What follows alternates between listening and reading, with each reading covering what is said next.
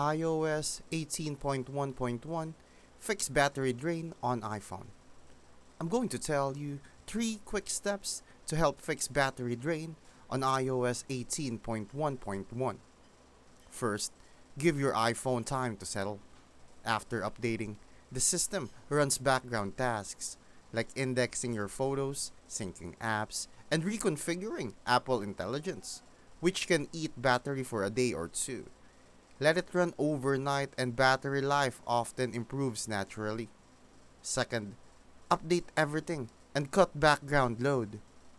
Go to Settings, General, Software Update, and install the latest iOS patch. Then head to Settings, then Battery, to spot and disable app sucking juice. Turn off background app refresh, Wi-Fi assist, and idle widgets. You'll see immediate gains.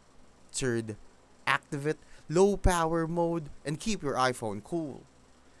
Toggle low power mode in settings, battery, or from control center.